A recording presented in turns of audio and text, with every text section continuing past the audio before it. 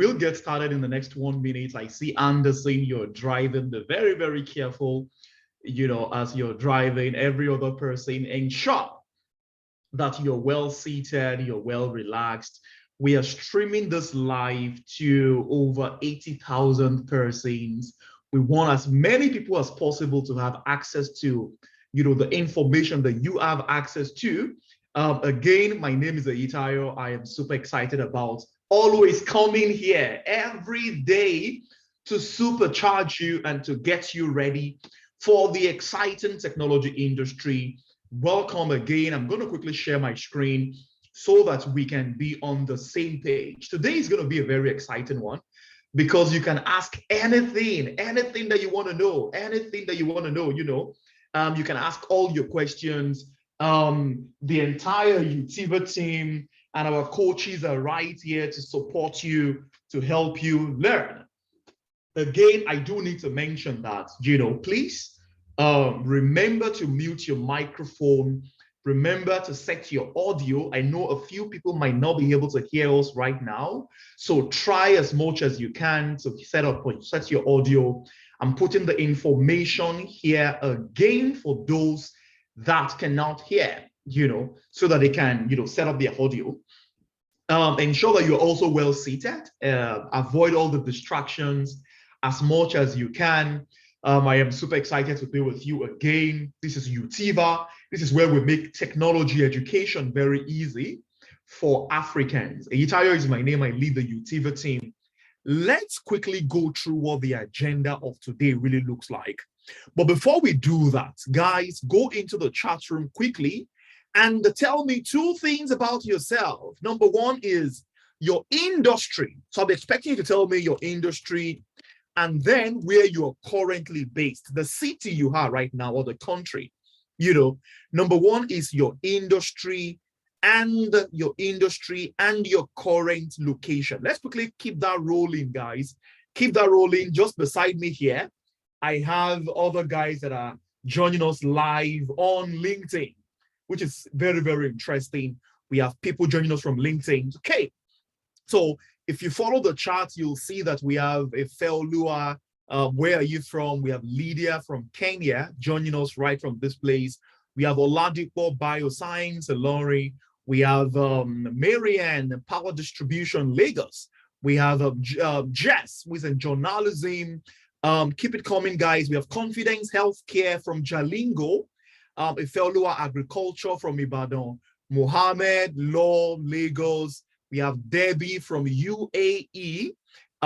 We have different people from different parts of the world. And usually, when I tell people that Utiva is the largest ecosystem of technology talent, what we are doing here is quite very essential to mobilizing Africans into the future of work, into the technology industry. You can see here people coming from different parts of the world, from different cities, joining us live on this beautiful, beautiful day. Abubakar from Abuja, yes. Pitha from Ibadan. Keep it coming, guys. Keep it coming. I want to know where you're coming from, where you're joining us from. This is quite very important. Obo from Makodi, Mark from Nasarawa. I was very, very excited about having you guys here. And this is where we make tech learning, tech education very, very easy. We want to make it easy for you. So if you want to get into the technology industry, feel free. This is where we make it so exciting for you. Okay, again, I will be your host today. My name is Dairo. This is a very exciting time for us all. Let's have fun and let us learn together. Let's learn together. So the 168 people that are joining me right here on Zoom, you guys are welcome. The 28 people that are listening to me right on LinkedIn, you guys are also welcome, right? We'll make this video of this session available to the entire, 80,000 people on the Utiva network and our 90,000 people that are also connected to us but have not been able to join our learning programs. I am always very excited to have you guys here. Feel free to make friends. Amisu from Kano, connect with Ojuroye from Lagos. And I'm always very excited to see Zara on the call. Is there Zara again? Zara, you always join all the calls. Zara is joining us from Pakistan, I guess. And every other person that I cannot see your video and I cannot see your name, you're welcome to Utiva right now. What is Utiva actually? I mean, we are a community of over 13,000 tech professionals, people like you and myself that really want to learn to get into the technology industry. We have learners from over 30 different cities today, learners coming from different locations, different part of the world. The focus of Utiva is on premium tech skills, premium tech skills, premium. You have to underline that word, premium tech skills. These are skills that can position you for global opportunities. These are skills that can position you for great opportunities. We are a community of we have a community of over 100+ employers that trust us, that are hiring from our community. And this is amazing for us. This is awesome. If you're just like me, right, grab your cup of coffee or your cup of tea and feel relaxed. You're just about to learn and learn, well. So what are people saying about us? I'm going to play just 2 videos quickly, and then we'll move on quickly to the order of the day, to the plan of today. Guys, again, ensure that you are connected and you don't disconnect because it goes down when the G's connect. So let's connect and let's learn together.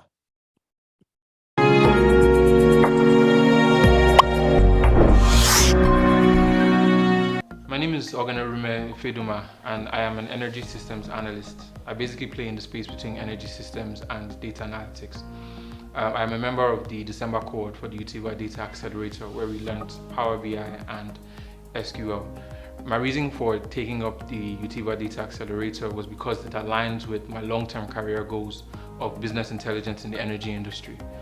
Essentially, data drives business intelligence, and so as a technical person, it gives me an added skill set to add more value to the business than just my basic energy technical skill sets. My best experience in the program was my SQL classes with Abdul Quadri. I found that he was a very intuitive and excellent instructor on the SQL tool and also on data analytics as a whole. I didn't really have expectations of Utiva, of the delivery of the course virtually, but I would say that Utiva did a very great job, right? Though there was still some room for improvement, I believe they did a very great job in terms of delivering the course virtually. So I believe this data accelerator and the skills that I've learned in Power BI and SQL will really serve as a springboard for my pivot into data science in the energy space, and would also enable me derive more insights firstly from data and also create better and improved data structures. So I'm recommending Utiva as a one-stop shop for premium digital skills training. I would say that anyone looking to get the skill sets, right, can really, aside getting the skills right from Utiva and the mindset, they could also really position themselves better for opportunities by taking every other opportunity beyond that to learn and to showcase your skill set. So I believe that the more you showcase your skill sets, create platforms by yourself to showcase your skill sets, the more you draw opportunities in for yourself. Thank you.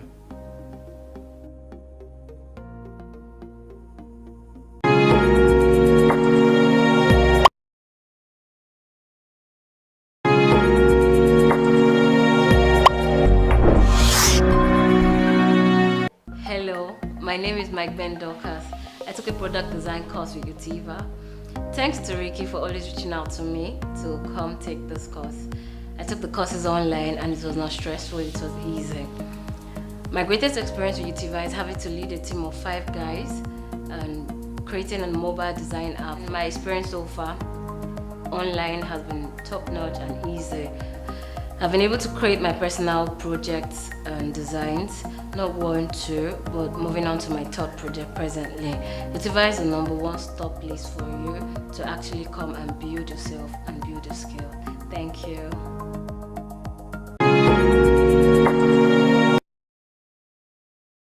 Absolutely, guys. I'm sure you heard Dorcas, amazing young lady that is now a product designer, that learns from Utiva.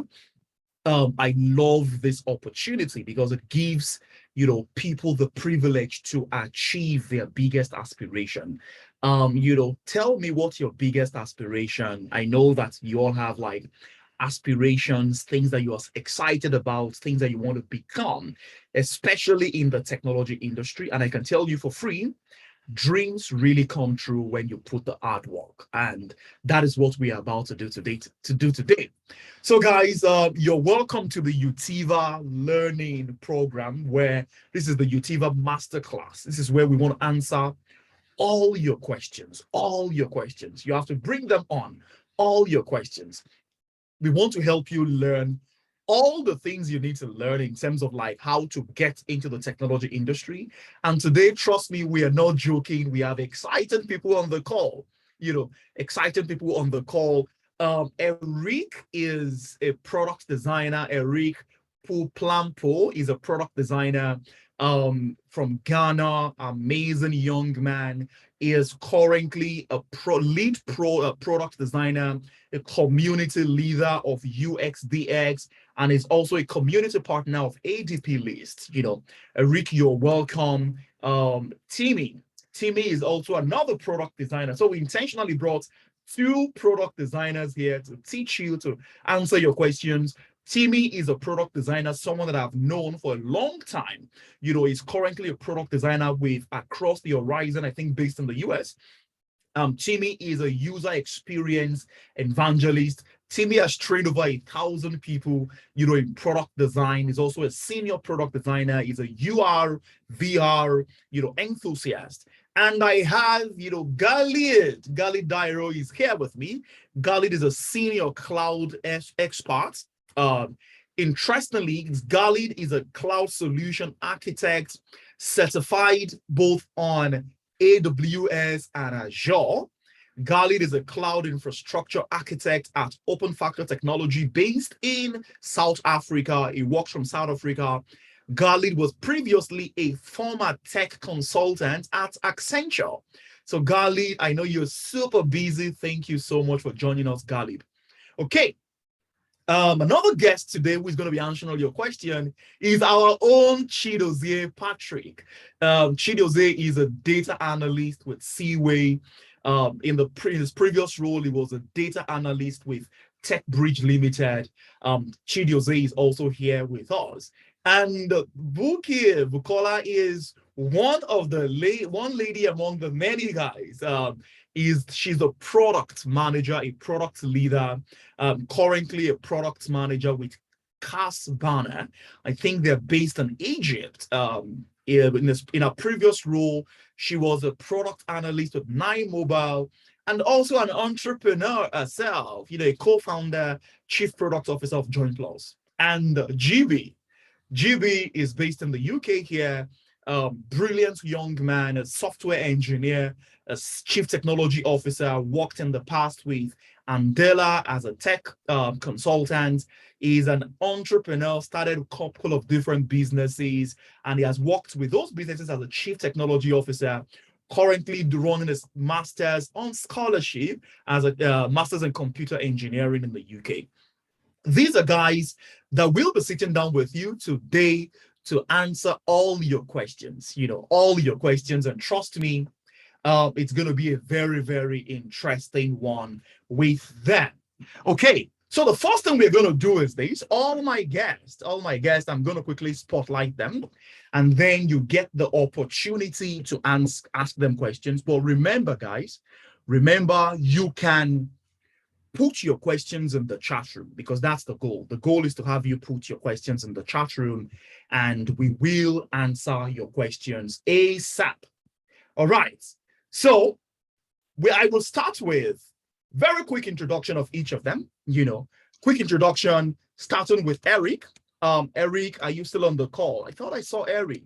I can't find Eric again. Eric, if you're with me, can you unmute yourself? I saw him at the beginning of this session. Maybe it dropped. But while I'm finding Eric, Timmy, if you're happy, can you quickly, introduce yourself? Tell us a little bit about yourself. Interestingly, how you started this journey in 3 minutes quickly, and then I'll move it to another person. Timmy, over to you now. Yeah, good morning, everyone. Good I hope morning. yeah, thank you very much, Itayo, for that brief introduction. I'm Timmy. I'm a product designer anyway, just let me call myself a product designer, at across the horizons technologies. I work for I think about 4 different companies at the same time anyway. So as senior, I'm product, head of products for, iTable also.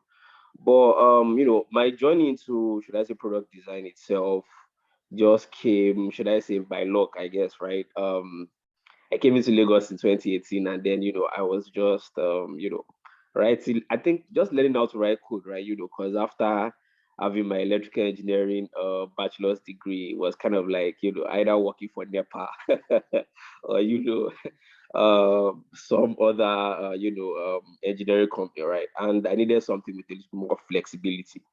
So by chance, I just started about product design, where definitely you don't need to write code, but then you can create amazing architecture for applications and change people's lives through just coming up with like amazing designs that are usable by the users, right? And then I decided to take a course, right? And then from there, it has just been amazing. And over here at Utiva, what we do is we are kind of like a community, and basically what we do is just bring people together, give them skills that, and even after you've learned your skills, we're always there for you to, I guess, keep pushing the envelope, right? You need any advice at almost any point, we become kind of like a family. So even when there are job vacancies that I feel might work for like a student or something, I send it out to the guys, and then you apply and try your at least try your hands at the task that is sent to you. So welcome to this experience. I'll be here to answer all your questions, and looking forward to having a great interaction with you guys. Yeah. Absolutely, absolutely. Timmy, that's quite very fantastic. And remember that Timmy also mentioned that this is like a community. This is like a family. Timmy has been a part of this family. I think Timmy now earns the role of a grandpa, in this family. He's been around for a very long time, helping us, to learn, helping us to get better, helping a lot of people to learn technology skills. And Timmy, thank you so much. I think I'll quickly take it to Ghalib. Ghalib, how are you doing this morning? Do you want to quickly introduce yourself? Thanks, yeah. So my name is Ghalib. Yeah. Started my journey into tech about a decade now. I think, yeah, it's almost a decade. Right. I mean, but officially, I started with Standard Bank in Nigeria, which is what you know as Stanbic, as a systems engineer. I went through the graduate training program, of course, but then my interest has always been in IT, and the bank recognized that very, very early. So I was pushed even through my graduate training program. I worked mostly in the IT department. Afterwards, so I joined full-time the pension arm as a systems engineer. From there, I moved into Accenture, where we used quite a lot of technology, working with people in the finance and the telecoms industry. And then I got my master's also in IT. My background initially was in computer engineering. So having spent quite a number of years in the IT space, I was inclined to go for a master's in information and systems technology. And then I joined OpenFactor Group as the infrastructure lead for the cloud computing space. And my journey has been it's been interesting. As an infrastructure engineer, I would say I've been privileged to work with almost all areas of IT. And why I say that, because whatever you do in the IT space has to sit on an infrastructure, whether it's a server, whether it's a database. These days, we make use of containerization technology now. So you're talking about your Docker Swarm and your Kubernetes clusters and all of that. So in terms of your knowledge base when it comes to cloud computing and infrastructure, it has to be very broad. So there is constant upskilling, constant learning things you've even learned before that you probably have forgotten. And so it's quite a challenge for people that love to challenge themselves. I would say cloud computing and infrastructure is a very, very challenging space. And if you are that kind of person that loves challenges, it's a very good place for you to venture into. In terms of my journey with Utiva, I would say I'm still an infant with Utiva, right? I mean, I joined the Utiva community about some months ago when Utiva reached out to me. But I will tell you one thing about Utiva is because it's a community and it's the way it's being managed is like brothers, like family, familiar relationship, right? I would say you have all the help that would allow you to excel in the tech space, depending on the particular area of focus that you choose, whether it is product management, data analytics, or even if it's programming.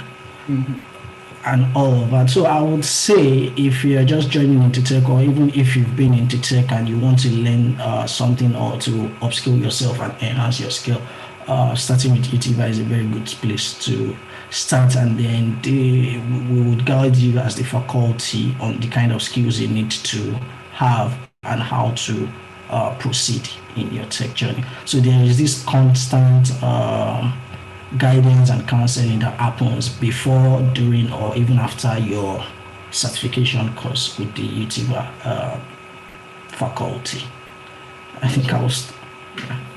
Absolutely. GB, are you on the call? Okay, I just want to be sure that GB is on the call. Yes, I'm on the call. I can't hear you well. I don't know if GB, can you first, I will come back to you. Can you first rename yourself well, because I'm just struggling to identify even if I'm with the right GB. But let me quickly go to Patrick. Patrick, are you also on the call with us?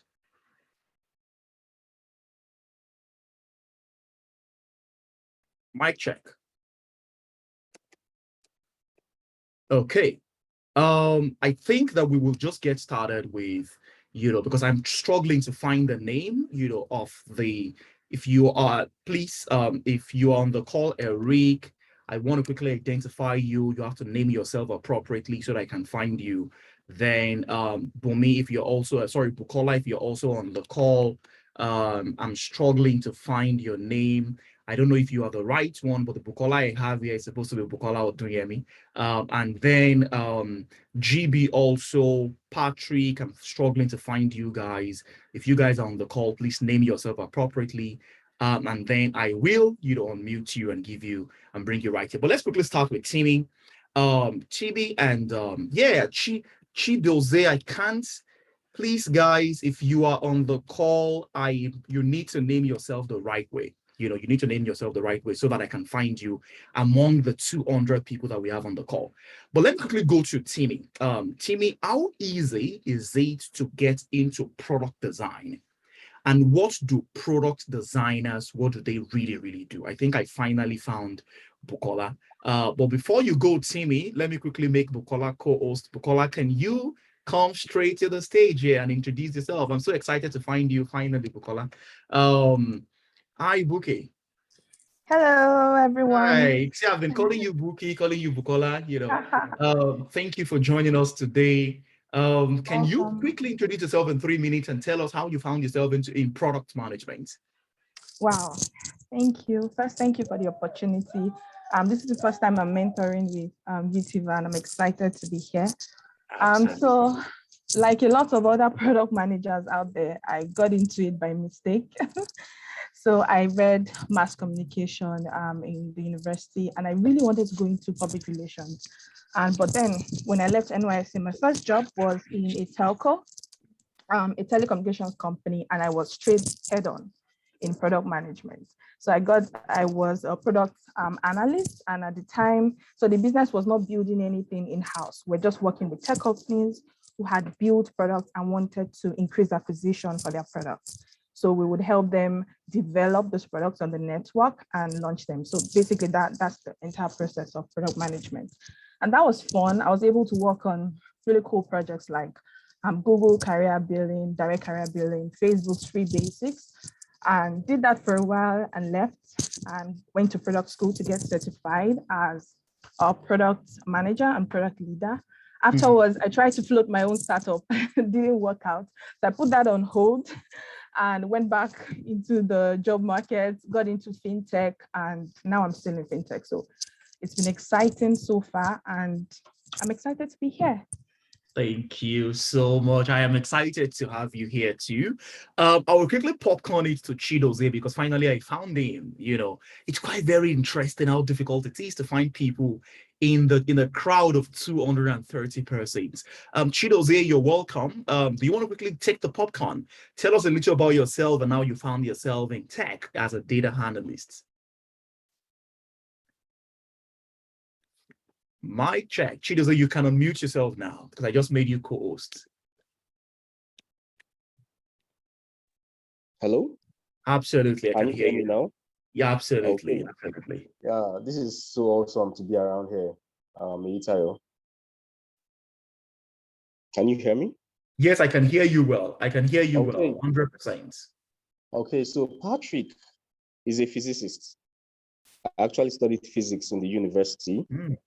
And when I was done, I knew that I wasn't going to practice what I learned in the university. So I started to check and research something that was going to make me use, because I'm analytic by nature. I love noticing things. I love seeing what everyone else doesn't see. So then I started researching and I stumbled upon data science, and then I didn't know how to start. But funny enough, I was in a job already where I was almost working with advanced Excel. So I when I was going to get overwhelmed by the whole stuff, Utiva came on board, and I would really recommend Utiva to anybody who is just, because this is a generation where we're almost suffering from information overload, because every click, everything you type on the internet, you get thousands and tens of thousands of results. So ours is a generation where if you're not careful, you will be a victim of information overload. So Utiva came on board when I was almost going to be swallowed by this sea of information, and then it's helped streamline my focus. And I can tell you that when I was done with Utiva, I wasn't the person I used to be anymore. So I actually learned a lot through Utiva. And after Utiva, I wasn't really doing a data analyst role, but then I started viewing the job I was doing then as a data analyst role. And I was coming with the mindset of a data analyst. And not long after that, I got a core data analytic role. This was due to the lessons I learned from Utiva. And I didn't just stop at what I learned. I went further, you understand, beyond what I was taught. And then I started practicing. And so that has led the way for where I am currently. And you see, we don't stop learning in this journey. We just keep learning all the way. So right now, I'm still looking forward to what the future holds. Thank you. Absolutely, Patrick. Absolutely. I mean, I love the last line Patrick said, which is you can't stop learning, on this journey. You really need to continue to learn. You need to continue to learn. You need to continue to learn. I am still struggling to find, Benga, if you're on the call, I'm struggling here, but I don't mind, I will find you. But it's one certain question that I need to ask everyone on this panel, everyone. And I want to give you like 5 minutes each to answer the question. There's so many people on the call that are saying, okay, I've heard about data analytics, data science. I've heard about programming, software development, cloud computing, product design, and product management, right? Can you spend the first 2 minutes to talk about, what do you do in your role, right? I mean, I know there's a lot that you do, but 2 minutes to define what do you do in your role, day to day. What does it mean to be a software developer? What does it mean to be a cloud, engineer? What does it mean to be a product designer and a data analyst and a product manager, right? What does it mean, right? First 2 minutes. And then another 3 minutes to quickly talk about, of course, how did you get started? What were the first 3 steps that you took that got you to this point? And I will start this, with Ghalib. Ghalib, are you there? And Ghalib, please try a little bit to be audible so that we can hear you well. Ghalib, are you on the call? Yes, I am. Let me just increase my volume. I think my volume is a bit low. Is it better now? It is awesome. It's better now. All right. So what do I do? Okay. For me, so cloud computing. Let me start with cloud computing is a very, very broad space, right? It's not as focused as you would get in data analytics or some other tech area. So in cloud computing, you can have the infrastructure person. In cloud computing, you can have the cloud developer. In cloud computing, you can have the data engineering specialist, and you can have the security specialist, right? You can have all of that, just the same way you have different functions within your various organizations, IT, right? So for me, I play in the infrastructure space, right? And so what that means for me every day is working with databases and VM instances, which we call servers, right? Which you call your servers, and it comes from basically creating them to maintaining them to probably taking them offline. And because it's a cloud computing and it's a very, very elastic environment, so I can create an infrastructure today and delete it tomorrow once I've used it for the purpose I'm using it for. So your infrastructure can quickly scale to tens, to hundreds, or to thousands if you work for a very, very big company, right?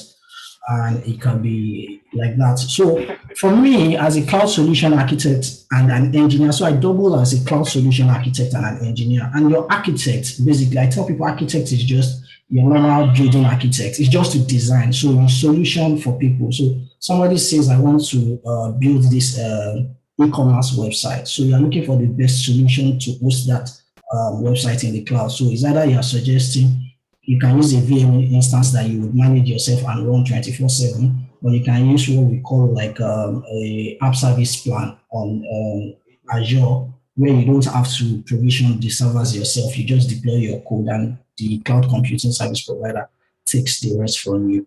And all of that also goes into a monitoring platform, right? So in terms of how did I get started with it? So I've always been in the cloud computing since I started my journey with Standard Bank, right?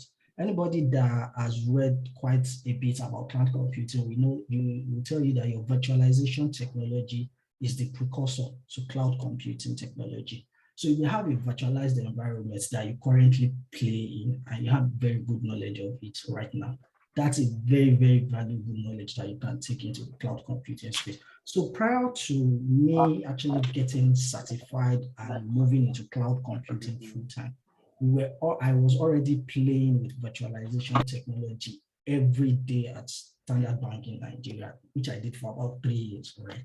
So I know the ins and outs of network attached storage. I know the ins and outs of the virtualization technology of VMwares and how it works and all of that.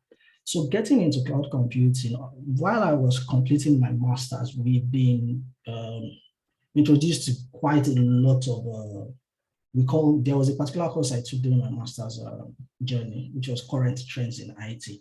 So during that course, we talked about all the new current trends and the future trends in IT. We're talking about cloud computing, data analytics, big data technology. We're talking about data science and all of that.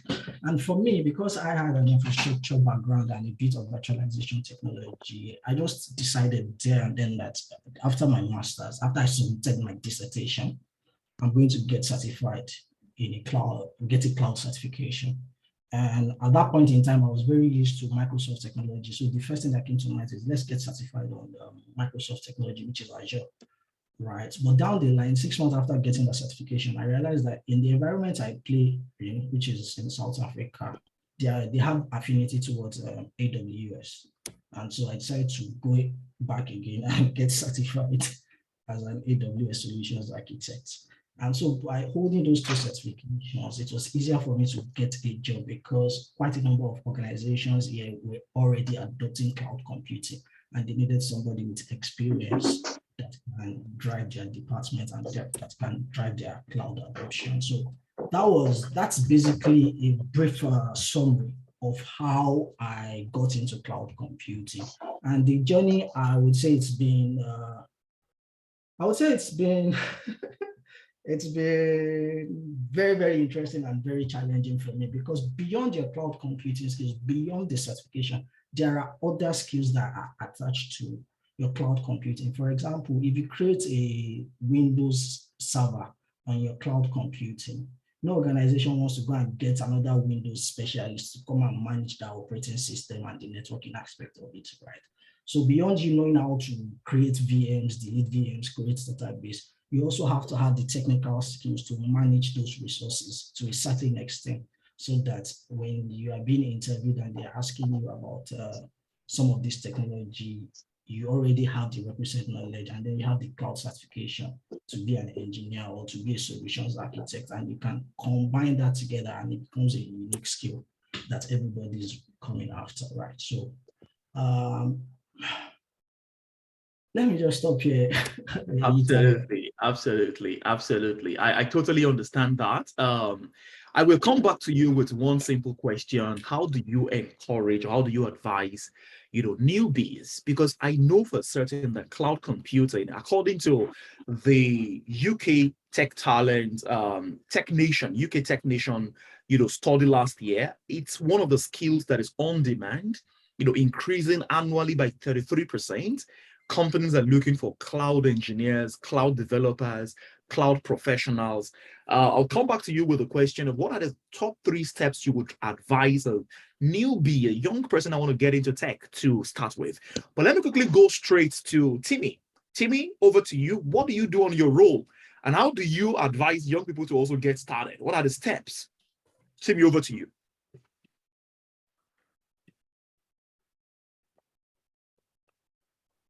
Timmy, mic check. Oh, no. I want to be sure that Timmy can hear me. Okay. While I'm waiting for Timmy, I will just quickly go to Timmy. Are you there? Yes, I'm here. I couldn't unmute myself before. So just let me. I think I'll just tell you the story like this. Like I think I'll just cover like a story line basically. So it was like back in the late 2000s, right? I was studying electrical engineering. Fine. So, obviously, like I had aims of, I guess my aim has always been something related to design, right? Always wanted to design cars. For some reason, right? I loved the old Mercedes that, our fathers had back in the days, right? So, always wanted to design cars like that, always, use blade to cut papers out of stuff and paste them in my, little room back in the days. So, fine. So I started using computers, I guess, in the university, right? And then I discovered something called Photoshop. Okay. So this was really interesting because Photoshop now distracted me totally from, the whole electrical engineering thing, right? Where, we're talking about a lot of things in thermodynamics, things in, power, telecommunications, so many different algebraic situations and iterations and stuff like that, really. A lot of electrical engineering stuff. So it was kind of interesting also, but then I don't know, the design element of, visual things really just, took my attention away from stuff. So I started doing a lot of, graphics for so many different things, right? Music covers, events, all this stuff. And I was making, little change from that. So I finished uni, right? For my electrical engineering and stuff like that, right? And it came to the time of, NYSC and, I was teaching and stuff. I discovered I loved teaching, right? So some of my students back then was just, people I just taught a little bit about Photoshop, anything I knew, right? I just kind of tried to teach outside the curriculum of school and wherever. So then skip again, right? And then we get to 2018, right?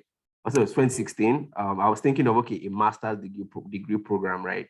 Should I still continue in electrical engineering, or should I just, diversify and just look into something else? So my brother was just talking about software engineering. I was like, okay, software engineering. I think that seems interesting. I think I will dive into the IT sector this time around. So, while I was doing my software engineering or, master's in software engineering, it was a lot of things in Java and all that stuff, right? And I really loved it for the most part, but then we're not building things that were visually, appeasing, right? It was just a lot of projects, papers, and stuff like that. So skip down to 2018, right? So I was already doing some websites, WordPress, some HTML, CSS, minimal portfolio websites. So then I was just in like this small office where I was getting paid like 20K a month, right? Just barely getting through, getting by basically. So someone was just talking about, oh, UI UX, UI UX. Now, what is UI UX, right? I don't even know what it means. And then the guy was like, UI UX means user interface and user experience. So I was like, oh, brilliant. Like, this seems like something, since I know Photoshop and I do graphics on the side. Then I discovered, okay, UI UX is not just graphics, right? It's a lot of thinking and, thinking of the user and so many other parts of things, right?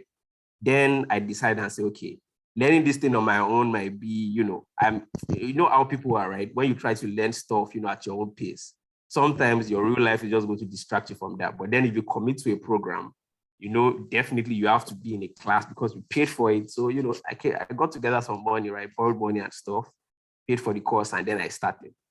And then before I even finished the course, I already got a job, right? In a job that was paying basically about ×5 of what I was earning before, basically. So anyway, so fast forward from that job, I started doing like freelance gigs and things like that. And the good thing about UI UX is you don't need a lot to really get started, right? All you need is like the willingness to learn, right? And then secondly, like the ability to think, should I say, from the perspective of people's shoes, right? As a UI UX person, I always think of, the person listening to me now, right? Because as I am right now, I'm doing some UI UX, because I needed to start with the story, and just to keep you guys at least like seated and on board with what I'm saying, right? So what I do, UX means user experience. Your experience, deals with everything, right? There's an experience you get when you go home. There's an experience you get when you see your mom. There's an experience when you're using Instagram or whatever it is, right? Now, my job as a product designer is to think of the emotional side of things, right? And then attach, meaning to every little thing you see, right? Make sure any app that I'm designing brings value to you, the user, you understand, or to whoever the user is. Because how things are, if you go to the market today, right, and then you get like a great experience, maybe you buy something that tasted super good, right?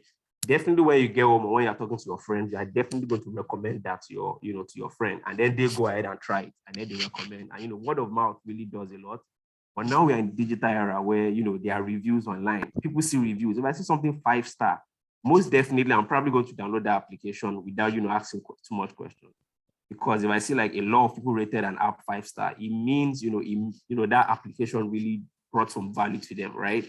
So now, my job, right, is now to make sure the company I'm working for, right, whatever product I'm designing for them brings that same value to them, right? So as a UX designer, let me just put in short, I am the middle point, right, between the business owners, right, and then the users, you understand? I'm that midpoint. So meaning the architecture of everything, falls on me. But then, developers obviously need to work after, I've done my part and all that stuff, right? But then, the business needs to get money, right? Because if people are not using an application, the business is not making anything, right? And, if the product is not working well also, the users are not gaining value. You will pay for something that gives you value. You buy food because, it keeps you alive, right? So, so basically that is just what I do, in my daily life. You're not sure. Yeah, that's quite very insightful. I love the fact that you said you are the connection between what users want, and what the business wants, right? The business wants to make money, and the users need to get value. That is interesting from a much more product design perspective. I have GB on the call. GB is a software developer. I'd introduced him very early, but I'm quickly going to, ask him to quickly tell us a little bit about, what he does in 3 minutes, and how did you get into the software development space as a software engineer? GB. Thank you very much, Good morning, everyone. My name is Olugbenga. Let's shorten it to GB, just for ease of pronunciation. So, as a software engineer, I'm currently studying an MSc software engineering in the UK, and before then, I used to be head of engineering at Tribl as a software engineer as well, primarily focusing on the infrastructure backend and ensuring that the app is properly built to scale and it meets business requirements. One of the things I used to do then is to manage the team, both the front-end engineers, the back-end engineers, the UI UX engineers, and also the DevOps engineers as well. So I would say that as a software engineer, I mean that a lot of progression. We start as you could, and there are lots of a lot of aspects of it. So it's been interesting for me so far. I got into the process by, should I say, it has always been a passion for me, right from since when I was really young. I used to see my father then, work with computers. He's a lecturer and he's also an accountant. So I used to see him and use some software, and I always wanted to be able to create that kind of software. Then later on, I started playing games, and I loved the whole experience. You could press something on your computer, on your we call it joysticks, and you could control something on the TV. So that experience was amazing to me, and I felt like when I grew up, I should be able to build something like this. But unfortunately, while I was trying to get into school, I couldn't get a course in software engineering because they weren't just doing it in Nigeria back then. So I opted in for electronics engineering. Then I started doing embedded systems programming right from school. I couldn't really get a lot of career progression in that area. So I moved into web development and web programming. Now I kept on doing that for over some time. And and it's been interesting. And at the end of the day, I realized that, the software engineering profession allows you to be able to solve problems. If you look around you, especially in Nigeria, you would see a lot of things that needs to be solved that can be digitalized. And people are already, doing that already. It puts everything in your control. If you see that maybe the way we currently handle transactions, or the way we currently handle feeding in the house is not up to is not good enough, you could automate it. You could build a process around that to make it more interesting. So that has been the exciting thing for me about software engineering. First is more like actualizing my dreams. I've been able to eventually build stuff, build interfaces, build control them build stuff that could work on computer. So that's been that's been like the highlight of it for me so far. Absolutely. Thank you so much for that, GB. Let's go to Bukola. Bukola, do you want to quickly run through, the steps you took that got you into product management, and also looking at the realities today? There's so many people on the call that would like to get into product management, to learn product management, to become product managers. What are your recommendations? You're a product leader, in this space. What would be your recommendations, to those that would like to be like you and come into the product management space? Okay, so first I want to say it's the best career in the world, trust me. And yeah, it's the best career to transition into. Of course, I'm a little biased. So when people ask me, what do you do as a PM? And I say, okay, I build software products. And they say, okay, are you the one that does the coding? I'm like, no. Do you create the design screens? I'm like, no. So what do you do? And that can be hard to answer sometimes, because as a product manager, I am a jack of all trades. My primary responsibility is I represent the customer to the business. I define what should be built, right? Through identifying market opportunity, market research, creating documents that get stakeholders buying, etc. Right? But basically, you define what should be built. You define what problems that the business is to solve based on the business's OKR, or objective key results at the moment. Now, how did I start my career, or what steps did I take? So first of all, like I said, I got into a product role right from after NYSC. And I didn't even know that was what I wanted to do. I felt, what am I even doing here? Well, after a while, and because I'm a creative person, I like to bring things to life. After saying that, oh, this profession empowers me to be creative, to build things that did not exist before, I sort of got into the flow, and I totally love it. So I think the first thing I did in this case would be the first thing I did to sort of progress in my career to get to the stage I am right now is that I did a retrospective in my career. So I sat down and I looked at what I do currently as a product analyst in my previous job, right? And I looked at what product management is globally. And then I saw gaps in my skills. I saw gaps in my knowledge. And I said, you know what? Because what I used to do then, I was not building things from scratch. So I would just build upon what has already been built, if that makes sense.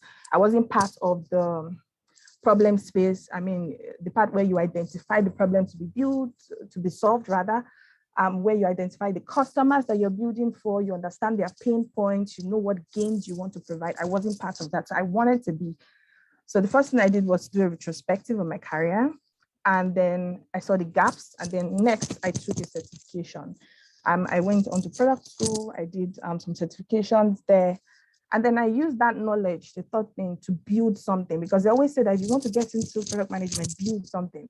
But then not everybody can code. Even if you're building something, it doesn't have to be a software-related product. It could even be selling something, identifying a problem that people have around you, and deciding to create a solution, maybe by selling, and then being able to define your success metrics. What does success, or what will success look like after I have sold this thing, in terms of acquisition, in terms of activation, in terms of revenue, retention and referral, etc. So yeah, those were the 3 steps I took. I first did a retrospective of my career to say, what are the gaps? What do I want? How do I fill these gaps?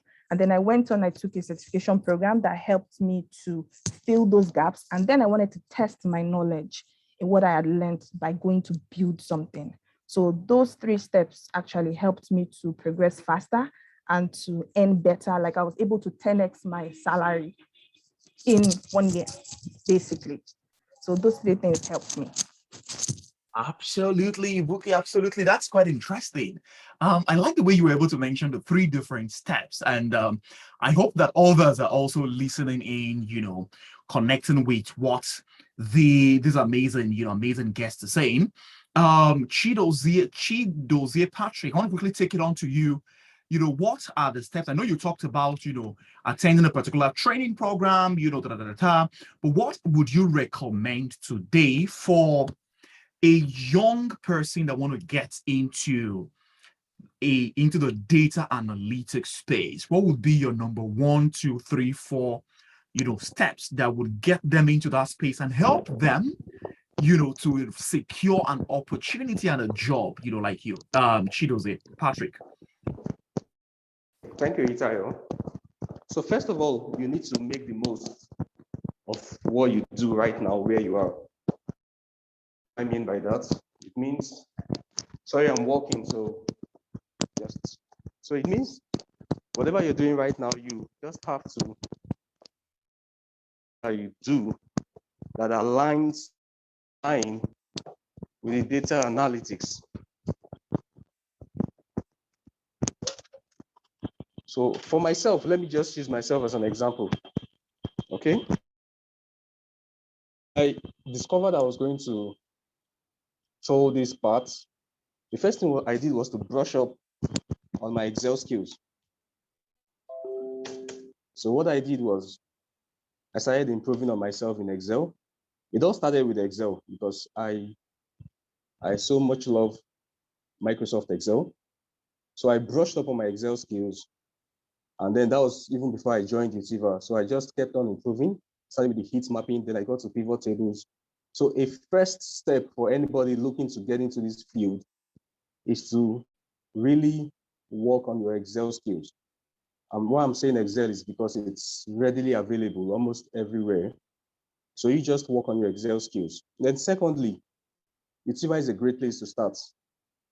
So when you're having a mindset of going into this field, at Utiva, you get most of the resources you need, and you get one-on-one contact with people previously in your shoes, and then they have gotten to where they are.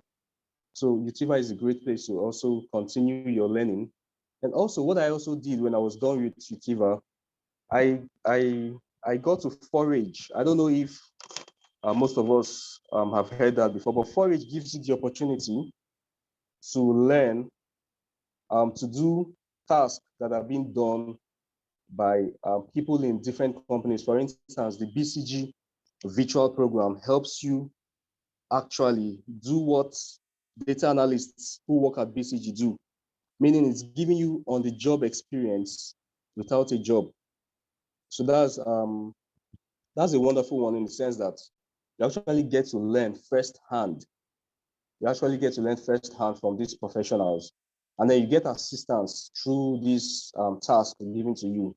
And there is no way you wouldn't add value to yourself by doing all of these things. So how do you start the journey? Improve on your Excel skills, enroll with Utiva, and then after you're done with Utiva, don't just stop. Look for projects. Look for things you can do to enhance on your skills. And I just gave you a perfect example. Forage is one of them. Thank you. Absolutely. Thank you so much for that, Chidozie.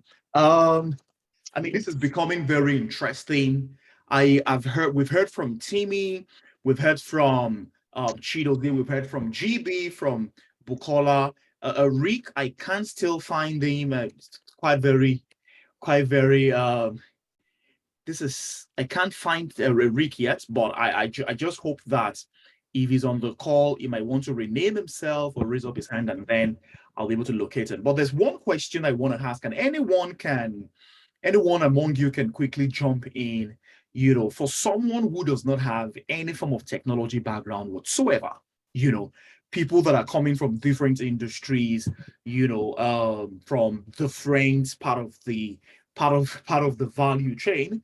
For someone who is saying, oh, I don't have any experience at all in technology, you know, how easy is it to, you know, get into this technology industry? And most importantly, you know, how can you also, you know, build that industry reputation that will give you the opportunity to land a job? You know, anyone among you? And then after this question, I will certainly go to the chat room and look at the questions that people are asking and quickly start to read them out one after the other. Anyone?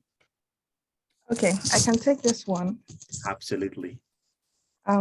So I would say, if you're currently in a company where they have a product management team, you might want to start from there. You have to shadow the product team. If possible, just attend the meetings when you're free.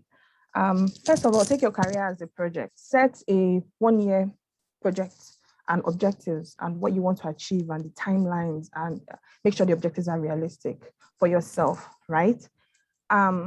Attend these product management teams meetings, attend their scrum ceremonies, their backlog roaming sessions, their sprint planning, their daily stand-ups. Attend just to learn. After a period of time, you can then try to transition into that particular team, get a job in that team. And if you're in an industry of, not an industry, sorry, if you're in a company where there's no product management department, then I would suggest that you find a job within your profession still, in another company or that has a product management team.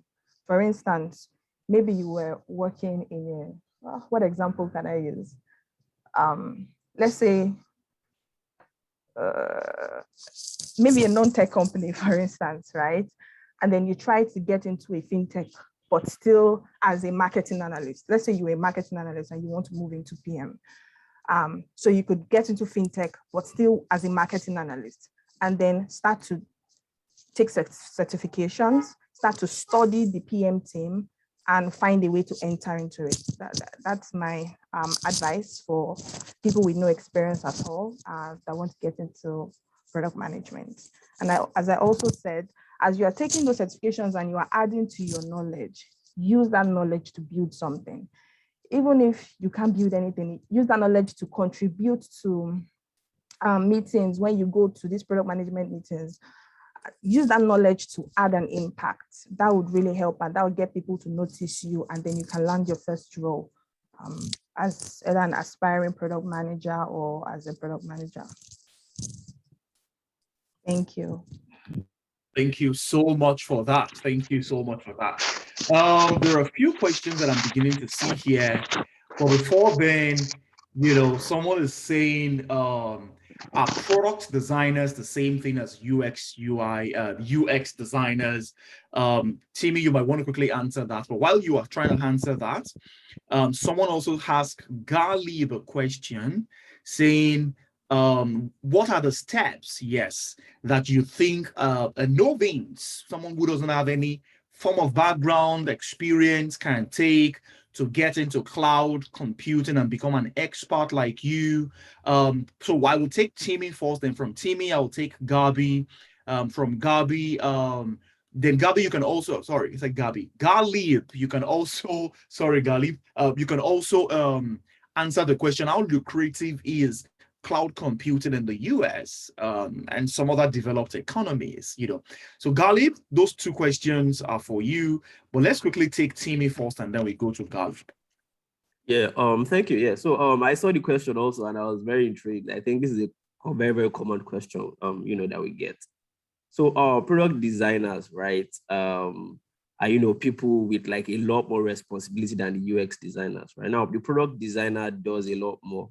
Product designer feels like he's more of like the owner of like the product itself, right? The entire process, from the research, from the, conducting all the research, user interviews, to ideating, to, the actual design itself, right? And then testing, and even after testing, right? The product designer still does a little bit more, like looking into things like, the analytics of how the app is performing in store after it has been launched, right? And then mitigating for things like, okay, let's say, you're looking at analytics and then you discover maybe a particular service or a particular page is being interacted with more than some other pages, right? Your job as a product designer is to look at that and say, okay, analytics will tell you all these things basically. So your job is to look at that and say, yes, we need to improve on this one, and then you need to go back, right? Create like an updated design, right? You are doing user experience design also. But now, you are taking more ownership of that product itself, right? Thinking of the success of that product, what is happening in the future, right? And then, you are creating new updates, to like the user interface, to the user experience also, and, to making those changes. Now, the UX designer, of course, there are so many roles under the, product design. There's even the UI designer, right? The UI designer is just somebody who designs just the user interface, collects data from the, from the UX research, right? And then just does the user interface, something that looks beautiful. Now, the UX designer is somebody who will think of functionality over, beauty, you understand? The UX designer will first think of, how will I make sure that this app, right, with the minimal amount of things that we can put on this, design on this screen, brings value to the users, right? Maximum efficiency, the lowest amount of clicks to get users from the point of wanting to do something to the point of like achieving, their goal, right? So the UX designer, does that, and, should I say, there's always like quality assurance guys that come in and then, run, they critique the design and all those things, right? To ensure that the user experience is optimal. But really, so you can say that, so the UX designer, right, usually ends, I guess, starts, at a point where it's not even fully, their job to research, right? But then they can do that research also, right? And then with that information, design, right? The product designer does far more than that, right? Takes ownership of the application, after, people like Bukola who are our product managers, right? They run the whole entire thing, right? But then the product managers are kind of like a close second, so, and it's kind of easy for product designers, right, to transition into product management because they tend to shadow the product managers more, you understand? So that's just basically that. Yeah, I like the last point you mentioned, Timmy. Before I push it to Ghalib, I like Timmy's last point And that is the beauty of being in the technology industry, because the skills are very transferable. It's easy to move around, especially if you're a very flexible person. So it's so easy to become a product manager from being a product designer. Why? Because you must have job shadowed the product manager and see the entire, process and the systems that makes a product manager a product manager. Ghalib, over to you here. Thanks, Teita. So I would pick, there are quite a number of questions that have been directed to me, so I'll pick them one after the other, right? So for newbies that want to get into tech, this is generally speaking, not cloud computing, right? What I always advise is, in any job you are currently in now, you have your hard skills and your soft skills. You have hard skills like, this is generic, if I'm a driver, I need to learn how to drive, right? Your soft skill is you have relationship, relationship management, you can talk to the people you are driving and stuff like that.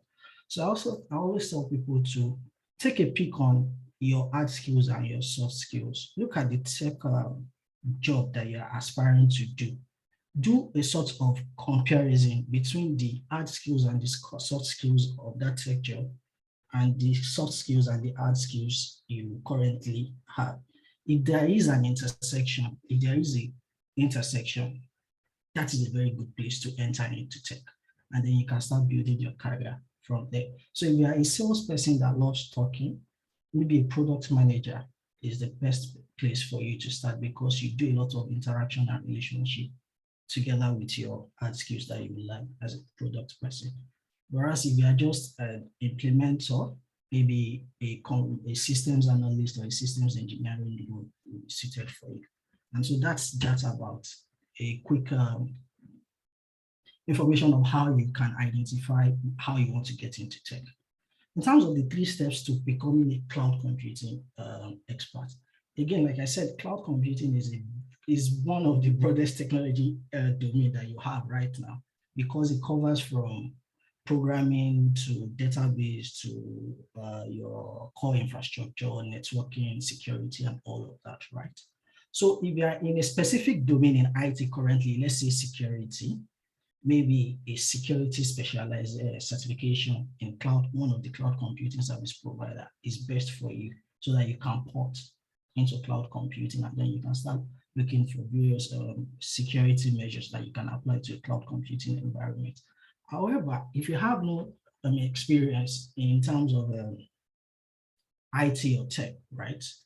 Again, and you've chosen cloud computing as a domain you want to venture into, right? So I always thought, again, look at the skills you have, and then do a bit of a research about the different cloud computing jobs out there. So there are cloud computing database specialty, there are cloud computing core infrastructure, there's cloud computing developer, and all of that. Look at which skills matches to your skills, because at that point, it makes it a bit easier to kind of upskill yourself and to do your continuous improvement from there on. That is one aspect of getting into tech. The other aspect is look at a job that you love in the cloud computing space. Oh, this is the job I want. Then, like Bukola said, look at the requirement. When you look at the requirement tells you the kind of skills you need to get and the kind of certification you need to get. Then you can do a plan, an outline to say, over the course of the next 6 months, this is how I plan on getting all of these skills or all of this certification. And then you stay true to the plan. And then, God willing, by the time you execute your plan, or even before you finish executing your plan, you can get an offer to say, come and join us. We are transitioning into cloud computing, and then you are going to, get hired and get the experience on that. One core thing not to throw away when it comes to cloud computing is practice. As with other aspects where you have where you do hands-on experience in data analysis, product management, in cloud computing, quite a number of people tend to do away with actually doing the practicals. And what I mean is by creating an account on the specific cloud computing service provider and actually do what you are, as you are reading, there are practicals that you have to perform. Don't just go with your gut knowledge or you feel you understand it, because in doing practicals, you learn more. So create that VM, create that database, create that Amazon SQS, create those networks and the subnets and all of those things. And then by the time you are done, even if it's just 6 months, you are in a better position to tell an employer that, look, I have hands-on experience in this cloud computing space for the past 6 months. That is all I've been doing, the morning, afternoon, and night. It's easier to sell that than just saying, I have a certification in cloud computing, because as an employer, I'm going to ask you, so what have you done?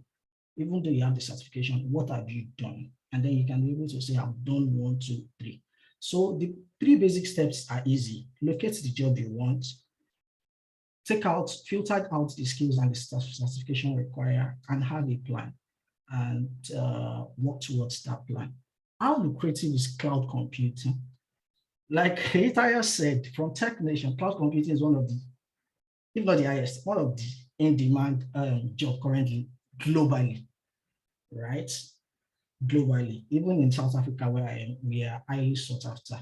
However, you have to also specialize first, right? That's what I tell people. So I'm not somebody that subscribes to getting 11 cloud certification or getting 20.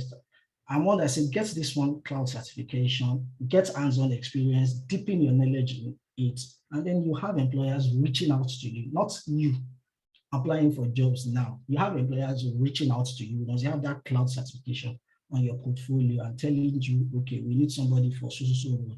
Have you done this? Have you done that? And then you can kickstart the conversation from there. Again, in terms of getting certified, I advise people to target the top 3 cloud computing service provider in the world, which is Amazon, Azure, and Google. Please tailor your certification to those top 3.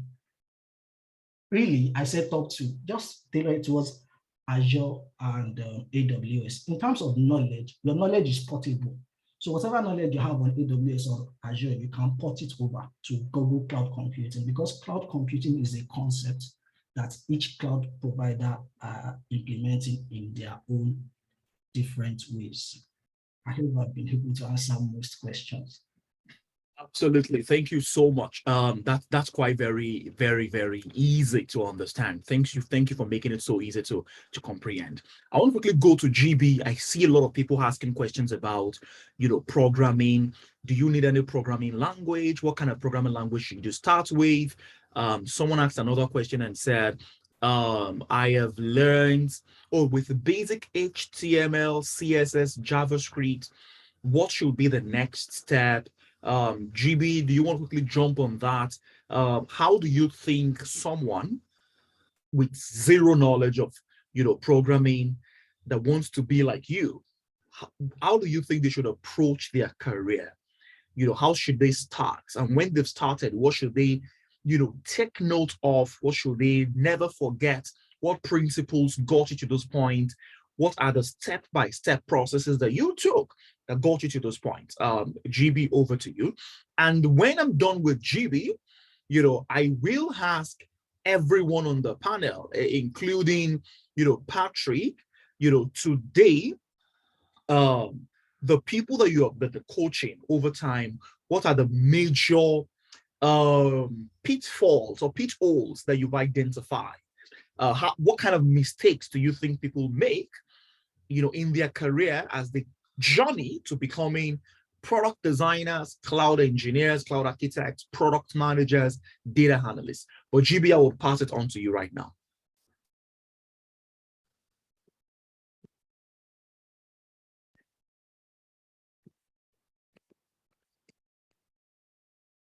Okay. I have to make you permanent co-host so that you're able to mute yourself. Okay, can you do that right now? All right, thank you. I've been able to. Yeah. All right. So the first question was okay, so the question was that after learning HTML, CSS, and JavaScript, like what's the next step? Before I answer that question, I would like to say that as a software engineer, it is important, or it is ideal to identify the different should I say specializations in that particular field. So if you want to be a software engineer, well, you might want to identify that there are different aspects of being a software engineer. You could be specialized in front end, you could be specialized in the server API implementation. Although eventually who you want to be is that person that can solve problem regardless of wherever stack or whatever specialized, whatever stack that you're required to work on. You should be that person that could either work on the front end or the back end, as the case might be. So starting with HTML, CSS, JavaScript is a good step, which is nice. So one thing you want to be able to do is, okay, as a web developer or as a web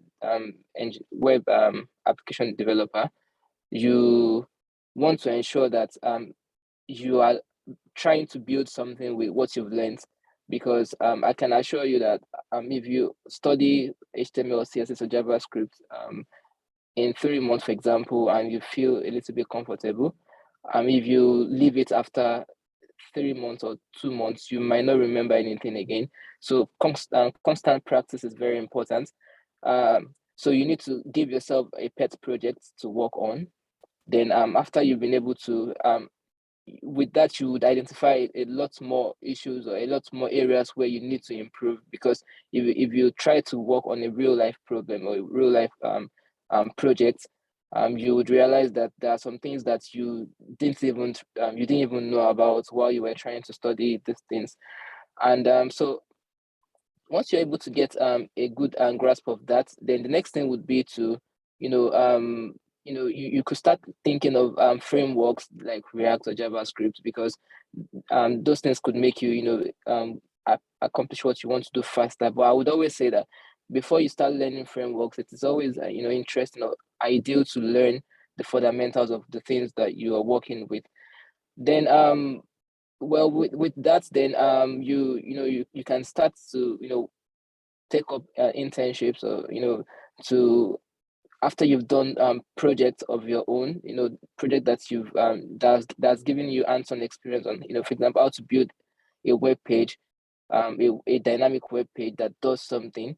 Then you can start thinking of applying for internships, or where you could, it's optional. If you want to work on projects on your own and you think you're comfortable watching videos or attending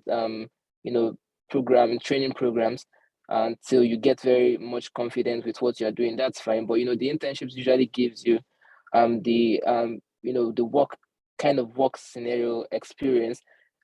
It's because as a software engineer, the other thing you also need to identify is that it's not only about your technical abilities. You also need to be able to work with a team or work in a team. You need to be able to work as an individual contributor, and also should be able to work as a member in a team. You need to be able to work with a UI UX designer. You need to be able to work with project managers. You need to be able to understand software engineering processes and so on. And so that's explained. I mean, that I think I've been able to answer. I think that's how I would can answer that question about what's the next thing to do after learning HTML and CSS. And to answer the question on generally how can I enter the software engineering space without prior software engineering experience? I would like to build on existing advices from my colleagues.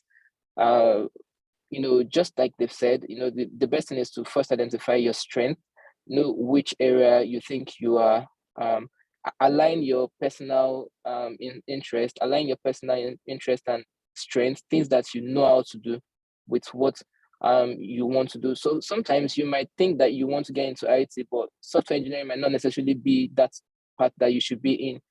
You might be, and even if software engineering happens to be, if it's so much that you have passion for it, you can. And so there are some people that, for example, for myself, I started as a software engineer, and I realized eventually that I like working on the back end more than on the front end, not because front end is hard, or not because it's hard, or not because it's simple, but because I like to work more on things like around the servers. I just developed that interest while working on it. So it is also important that you identify your strengths while you're working, while you're in this as you progress in that in the field.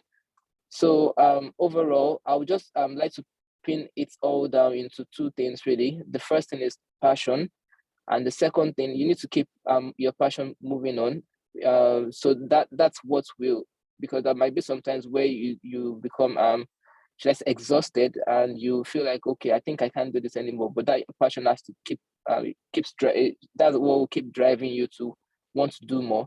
And even when you maybe when you get scenarios where you need to do things I'm just saying, for example, maybe for free, it's your passion that will keep you moving on then till where you start getting reward for your hard work.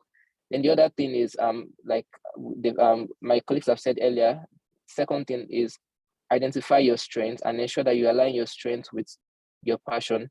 So that's that's how I think I would summarize the whole things that you and the two things that you need. Then other things are mostly about doing the work.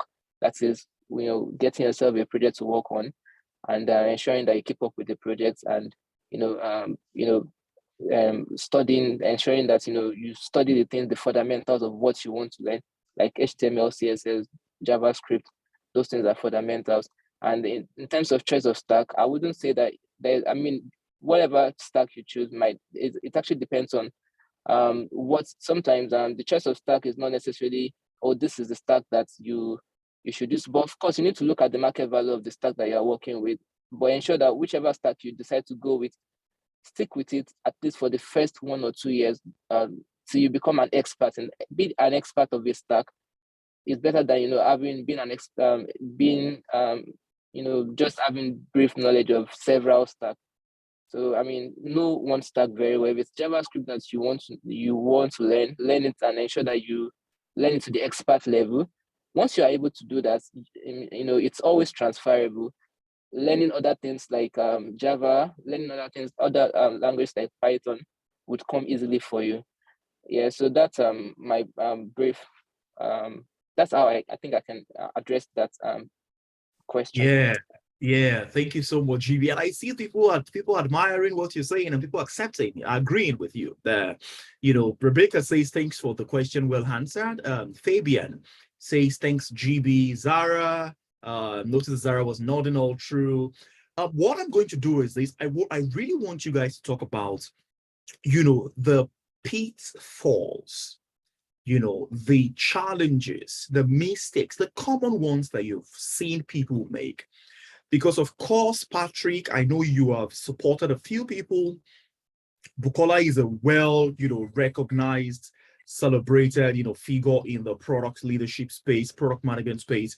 One of the things I have been screaming a lot about is the power of people that don't talk a lot on LinkedIn, but they're doing their things and they're killing it. And that's what Utiva really represents. GB is a very respected, tech leader, was given a scholarship by one of the biggest banks in the UK, I think Santander, I hope I'm correct. Timmy has been training for almost forever. You heard him himself say that he loves training. He has trained over 1,000 persons. Ghalib is a leader in the space. Ghalib has been in this space, supporting a lot of people. And most importantly, well celebrated, in the technology space, especially in the cloud computing space. But I know that you guys know common mistakes that people, make as they move, along, move through their career. But what I want to do is this. I want to read at least 10 to 15 questions so that while you are responding to the common mistakes, you can also respond to any of the questions that you find, that you need to quickly respond to here. Okay, so someone, I think Olawale was saying that, so what skills and tech will you advise one to learn that doesn't require coding? I think, Timmy, you might want to answer that. Bukola, you might want to answer that as you respond to your questions. Chidozie, Patrick, you might also want to respond to that. Another person says, what are the necessary stacks and the frameworks that are common in the startups environment? Coulter says, You know, I have been in digital marketing. I have experience in digital marketing. Is it a strong part of technology? What do you think about the future of digital marketing? If anybody wants to jump into that, does Utiva offer cloud computing training? Of course we do. We have a 4-month intensive cloud developers program. I want to quickly pick a few more questions. What is the difference between BI analyst, that's business intelligence analyst, and data analyst? You know, Patrick, you might want to answer that when you're responding to the common mistakes. I currently work as a technical solution analyst, but I'm very interested in DevOps. I've done a bit of courses here and there. I'm looking for an unpaid internship. What would be your recommendation? What do you think this person can do? Do you need any programming language to thrive and become successful as a cloud expert? You know, Ghalib, you may want to take that when you are also taking your questions. Then another interesting question someone asked is the difference between product management, product design, product owner. What are the differences? Okay, who wants to go first among my guests? Who would like to go first? These are questions that people are throwing at you. But of course, the common theme here is I want you guys to really talk about, you know, the common mistakes you think people make when they're trying to set up their career in this space. Who would like to go first? Hi. Yeah, I think I'll just go first. I think the question about, what, you can go into that doesn't require coding. Like I think there are so many things you can do that doesn't require coding, right? In the technology space. There's product management. Product management, like Bukola said, right? It's something that even if you are trying to get into it now, you probably have something you're doing right now. It's very important to, take a step back, really do like a deep dive into yourself, right? And then, should I say, go out there and then see requirements for, becoming a product, manager, or, like all these responsibilities, requirements, check out all these vacancies. Those things usually kind of guide you to know exactly the kind of skills to learn, even no matter what it is, so even if you're going to be a developer or being this, right? Like LinkedIn, like daily, like we get like job, like job postings like that. I just posted 3 hours ago, 2 hours ago, and there are like jobs like that every single day. So you can go in there, look at a lot of these things and also think, right, what do you think fits, your type of person, right? What do you think fits your personality? Me, I've always known I've loved design, which was why design was a no-brainer for me, right? So product design doesn't require you to, write code as well, right? Product management does require you to write code. Your digital marketing doesn't require you to write code, you understand? Things like copyright, because there are copywriters also, in this space, right? So people who like write copies for, so there's something called the UX copywriter. So that's like a sub, genre under the product design, this thing, right? And those guys, all they do is just write, copy, text, all these terms and conditions and stuff like that. They come up with all those things and then the designer adds it to the design, right? So those are things that don't really, so there are like a lot of roles that don't require you to code, but you need to do some research and find out what, might be good for you. And then when it comes to common pitfalls, right? From what I've witnessed and I think what I've experienced myself, right, is when you are starting out, you always think, because I've noticed that thing a lot, even I myself, I'm kind of like a perfectionist. I kind of like to see something I've done, right, in the light of, oh, this stuff looks beautiful. People are going to love it, right? You never know what people will love, right? And you never know the kind of value that your skills really, might bring until you actually go out there, apply for these jobs, right? Take a chance, understand, like look at, all these requirements and do a little bit of skilling up, right? Because every time there's always something new coming up, right? Now it's the metaverse, right? Next, there's the Web 3.0. There's so many things, always coming up, in, should I say, in the tech space. And you need to, keep yourself updated. But then remember, while you're keeping yourself updated, don't, forget that you need to, stick. I think Jidu was one that said that, right? He said you need to, should I say, specify and, focus and become like a master at, a particular stack or like whatever craft that you are into, right? Before you start thinking of, diving into something else. because everything basically relates to each other. You understand? Everything relates into each other. And, doing that, specifying, because I was initially, writing code, right? And then at the same time I was designing. Then at some point I was doing product management and stuff like that. Then I had to take a step back and think to myself, okay, I think I need to calm down a bit, right? Master this product design thing, and then, start, should I say, diversing into other things, that I feel okay. So now that I'm kind of like a master of product design, I feel like product management might be the next step, right? Or I could feel, okay, maybe I want to become a software engineer. It's something I can pick up on the side.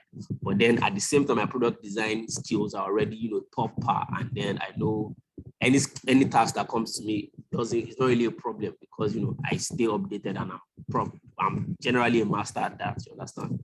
So my advice is just make sure you, should I say, perfect one thing before you start jumping into other things. And also think about yourself, right? Who are you?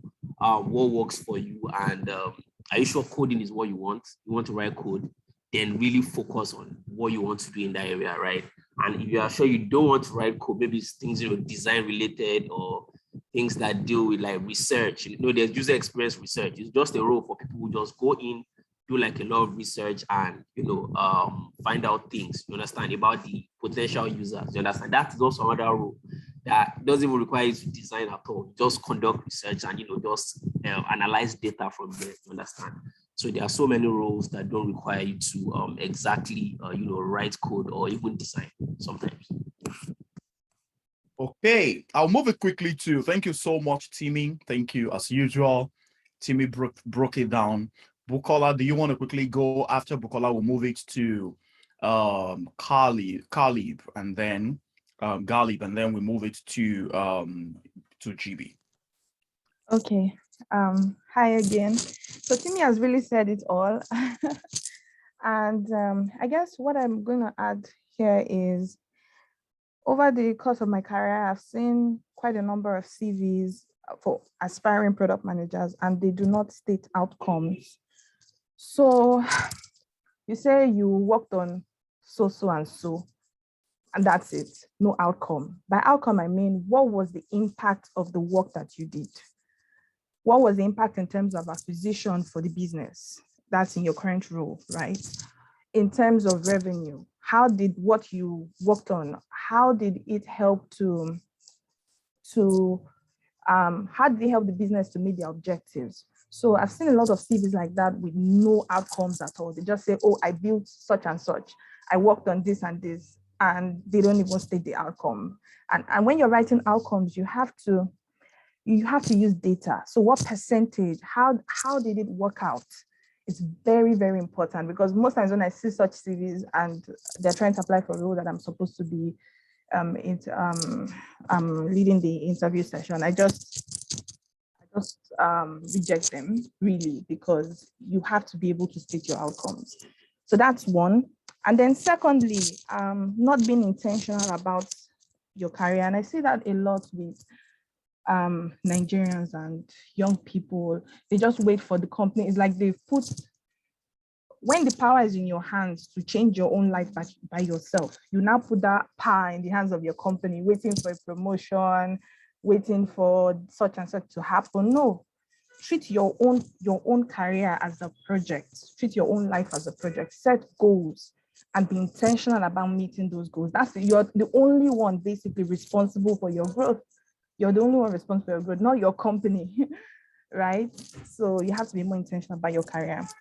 And then I think there was a question that somebody asked about the difference between product managers and project managers. So basically, project managers are like the owners of the process. They own the schedule. They ensure that the team is on track and they meet their deadlines. Obviously, they work with product managers and on the other cross-functional teams, but they are the masters of schedules and Gantt charts, but they do not represent customers. The product manager is the one that is the voice of the customer to the business and really wants to solve this. In fact, your biggest skill, I think are your soft skills as a product manager, because it's communication, empathy, curiosity, really caring about customers to know what exactly their problems are, and creatively working with a team to build solutions to those specific problems. That I hope that answers that question. Yeah, thank you so much. Thank you, Bukola. Thank you. Quickly go to the next person. I think that is GB, and then we have round up with Patrick. Common mistakes. All right.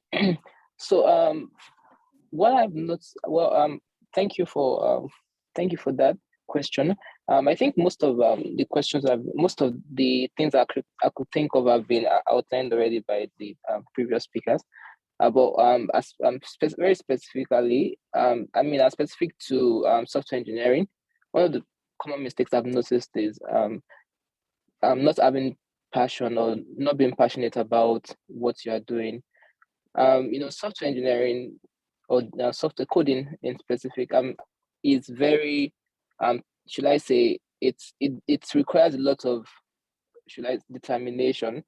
It can be tiring, so you might end up finding yourself let's assume that you're working in a company and it's 9 to 5. Most of the time you might find yourself not being able to work between 9 to 5 because you don't have proper time management. So time management skill is very important. You need to be able to manage your time appropriately. You need to be able to communicate. Don't try to, should I say, impress. So if let's say you're working in a professional setting and you're able to get some tasks to work on, and you feel like, okay, this I can't finish this by Friday. Let's say Friday is the end of the sprint, for example. You don't necessarily have to. You need to be able to communicate that with your manager. That's why I said initially that you need to be able to work in a team. You need to be able to understand how to work in a team.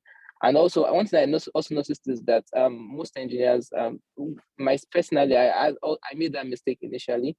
I don't work with a goal in mind. So if I have a task, I don't know what's the goal of what I'm working on. I need to be able to set a goal.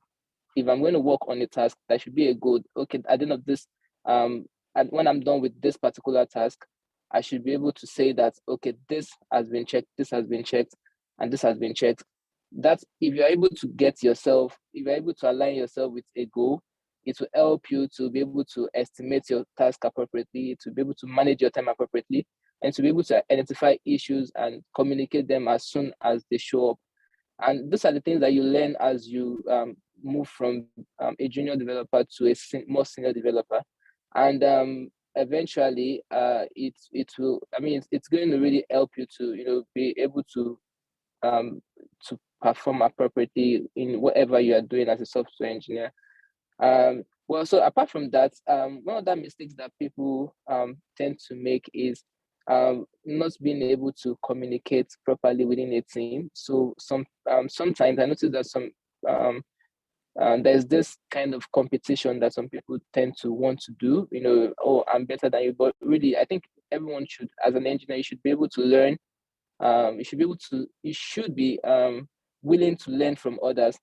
And you should be able to know how to give feedback appropriately, because when you work with team members, you would realize that there will be scenarios where you need to review other people's work and other people need to review your work. And when you do that in a more where I've worked with, we call it ask. Your feedback needs to be actionable, specific, and kind. That way, you'll be able to communicate your feedback effectively, as opposed to when you see something, oh, this code looks like this is nonsense. Why would you write something like those kind of statements are not appropriate for when working with team members.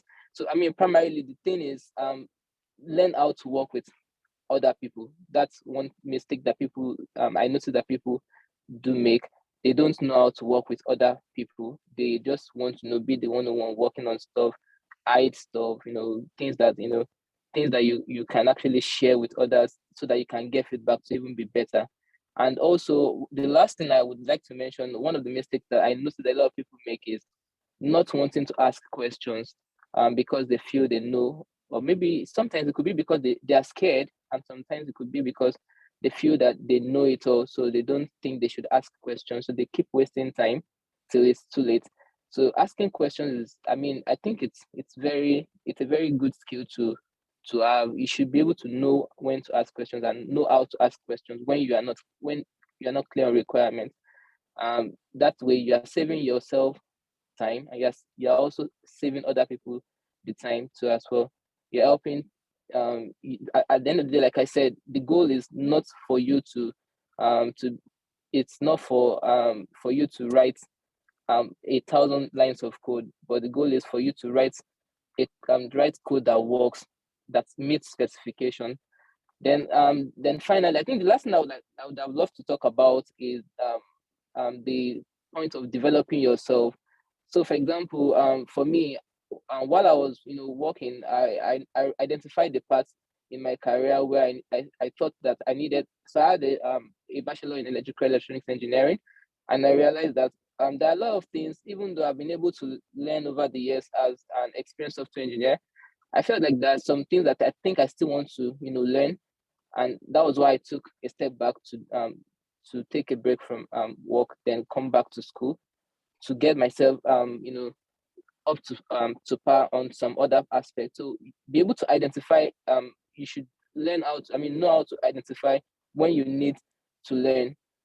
In my own scenario, it's going back to school to learn some fundamentals. In some other cases, it could be some other things. So prepare yourself for the next level. Always be your career is in your hands. Always take that initiative to learn. Want to learn more, want to know more, especially about what you are doing, so that you can stay relevant. Because in the past, in so many years ago, a particular technology was in vogue. You see people writing Fortran, people writing all those old languages. I'm not saying they are still relevant right now, but you wouldn't easily get a job with Fortran in this present time. So you need to be able to keep up to date in whatever you are doing. Yeah, so that's those are the mistakes that I feel like people do make, and I think it would be nice if other things have been mentioned already by my colleagues, but so yeah, that's what I would like to say. Oh, interesting. Thank you, GB. Thank you. That's very, very interesting. Let's quickly popcorn it to Patrick, and then it's been a very interesting one. Then we'll round up from here. Patrick, over to you, please. Common mistakes that you've noticed that people make. Okay, let's be sure that Patrick is on the call again with us. Patrick, can you hear me? Yes, I can, clearly. Absolutely, great. Okay, some of the common pitfalls I've noticed over time. Sometimes people don't get to start with the basics. When I say the basics, people tend to overlook Microsoft Excel. I've been to interviews where some persons were actually embarrassed because they didn't know certain things could be done with Microsoft Excel. I agree with you. One of the pitfalls, thank you. So one of the pitfalls to avoid is not to overlook Excel. And also, it is also good to start with the foundation in relation to Excel. So it's good to start with Excel, and then you proceed to the SQL, the structured query language, either MySQL or PostgreSQL. It's good to take it one at a time. Then also, after that, then you may consider choosing between the R programming or Python programming language. I personally work with Python. So you could decide on which of them to go with. But trying to learn Python before going to SQL could really cause some hard bonds. I don't know if you might understand that. Then also, another common pitfall to avoid is not to ignore your communication skills. For instance, you'll be working with data. As a data analyst, I work with data. Sometimes this data, you spend a huge chunk of the time trying to clean them up. We call them data wrangling. So now when you do all of this on a daily basis, and at the end, you need to present your findings to management, you should be very careful not to bamboozle them with too much technical jargons, meaning you need to work on your communication skills as to be able to properly present your findings in a manner that would be very well understood by those you're presenting it to. Meaning you don't just go to a setup and then start telling them things about data modeling, the ETL, and all of that. They might not really understand you. So why going into this data analyst, working as a data analyst, or you're a data analyst enthusiast, you need to have in mind that you need to work or improve on your communication skills. Very important. Another pitfall to avoid, I think that should be the final one on pitfalls to avoid, is not learning too many topics simultaneously. If you're going to stick to a particular tutor, you stick to him throughout. But then for proper understanding, you could go to other tutors to learn same topic. For instance, if you're learning a particular topic, you might consider learning that same topic from other tutors. But whether you're learning this topic and then you're not done, you're going to learn another topic via YouTube, and then you're coming to Kaggle to do a different topic, it might really affect your understanding of those particular topics. So just try to be consistent with what you're doing. Try to follow through. Try to be disciplined in your learning approach. It is very vital. It gives you a wholesome comprehension. It helps you to understand properly some of those concepts and some of the things that could easily cause errors when you're working. So those are some of the common pitfalls to avoid. Try not to learn too many things at the same time. I do hope you understand what I'm saying. And also, there was this question that was asked about the difference between a business intelligence analyst and a data analyst. So I'll be explaining that in a little way. And first of all, you can explain the differences in terms of the skills required to be a business intelligence analyst, and also in terms of the skills required also to be a data analyst. So for instance, to be a business intelligence analyst, you don't need to have Python skills or R. Also, you don't need certain other things. The reason why you might not be needing some of these things is based on the nature of the job you'll be doing as a data analyst, and also based on the nature of the job you might be doing as a business intelligence analyst. So for a business intelligence analyst, you get to communicate business insights to management decisions of, okay, we need to close down this store. Why is there a high level of turnover and there's a low turnover in this sector? So you communicate business insights. Take note of the word business. You communicate business insights to management, and management would look into these insights and take steps into addressing some of the issues based on the insights you're providing to them. So you might get to work with Tribl, you might get to work with ClickView, you might get to work with the Microsoft Business Intelligence software. So these are some of the things you will be working with as a business intelligence analyst.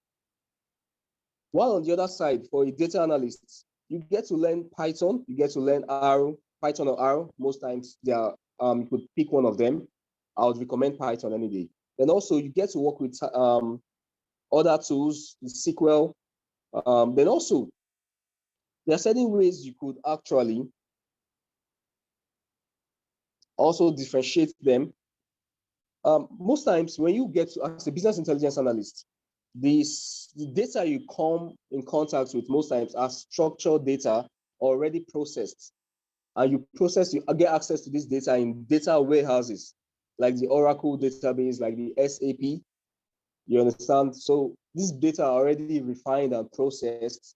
You don't get them in a raw form, meaning this business already, like for example, where I work currently, we have our data in the SAP. You understand? The systems, applications, and products. So we get this data already refined, suitable for our business needs. So when you want to give business insights, you understand, it is straightforward. You don't need to spend 70% of your time performing data wrangling or trying to clean up the mess in the data. You just go straight to work and then present your findings to management. But in the case of a data analyst, most times to get your data in different formats, you have to perform lots and lots of cleanup on your data to be able to, for it to be refined, So you could be able to, so most times a data analyst spends close to 70% of his time trying to clean up data, because these data most times are in different formats. You get in the comma separated values, you get in Excel format, you get in different formats. So you need to put them in a format that is consistent with what you want to do. So this is another major difference between the business intelligence analyst and the data analyst. Okay, I think I've been able to do justice to that.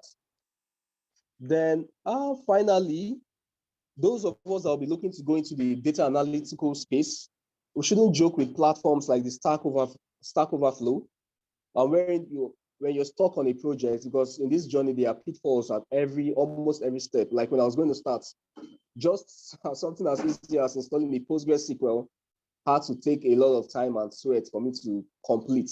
So there are pitfalls, or there are obstacles more like in every step of the way. So being a member in a platform like the Stack Overflow would really help you scale some of these obstacles, because when you join, you get to see people that have told these paths before, and then perhaps encounter some of these same situations you find yourself currently, and then you could be able to pose questions to them, ask them questions, and then you see people willing to reply. So it's very vital you belong to these platforms. Kaggle also shouldn't be underrated. We can't overstate the importance of Kaggle, which I think is the biggest platform for data analysts and data scientists worldwide. And also don't forget to improve your GitHub. That's because when you tell an employer that you have done certain projects, they need to see these things for themselves. And there's no better way to showcase projects and things you've done before than in your portfolio, which GitHub is a wonderful place. And finally, Forage is a perfect place to express your creativity with in-house tasks. Aside platforms like this, you might not be able to get access to things like this. So I think these are some of the things we all need to be aware of as we delve into the data analytical space. Thank you for your time, and thank you for listening.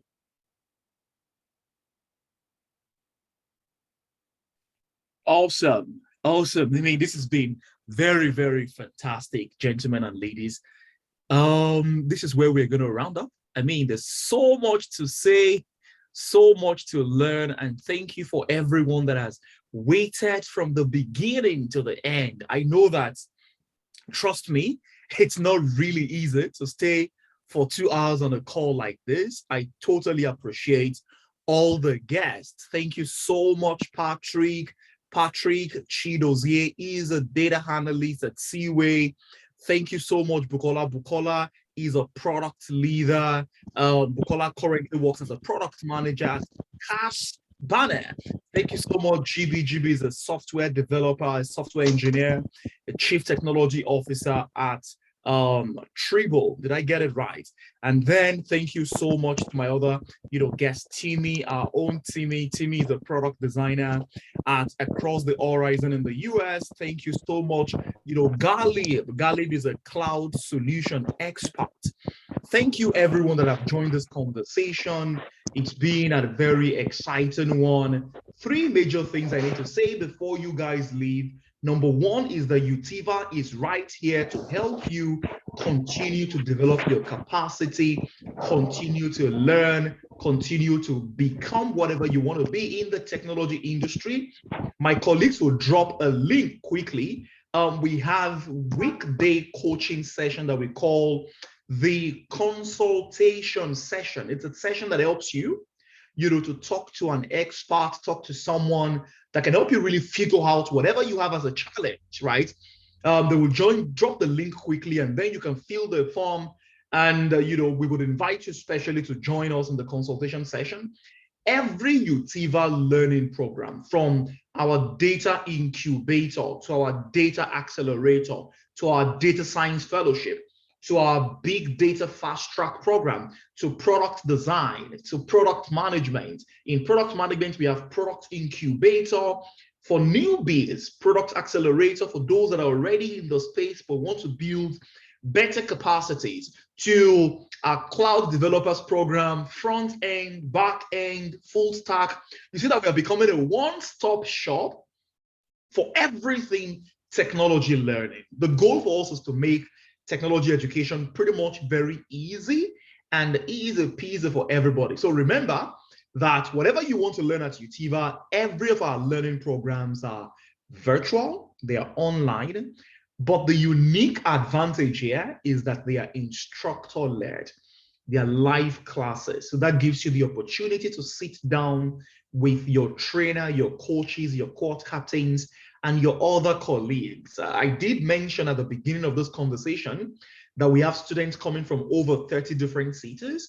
And you must have seen it from the introduction, where we had people from different parts of the world, like Johnson from Lagos, Kennedy from Madrid right now, like Lydia from Kenya, Ladipo from Ilori, Zara from Pakistan. We have people coming from different parts of the world to join this learning programs, this session. So guys, it's a pleasure to have you guys here. And one other thing I want to mention before you run away is, of course, every of the Utiva learning programs are virtual, they're instructor-led, and we also make them recorded. Why do we have to make them recorded? Why? Because sometimes you might miss a class and then you want to watch the recorded version of the videos later, or sometimes you just have learned something and then you have started practicing, but you forget a particular principle. So you want to quickly revise the things that you've learned. The videos are made recorded for you every time. I like it when we end sessions like this with a selfie. Of course, we need to keep pictures and videos. So gentlemen and ladies, if you're happy to put on your video, remember to put them on quickly and we will take selfie. Just 2 things we need to do. Thank you, Johnson. Thank you, Feldua. Lambo, thank you so much. It's the end of the year. It's the end of the year. Christmas is coming.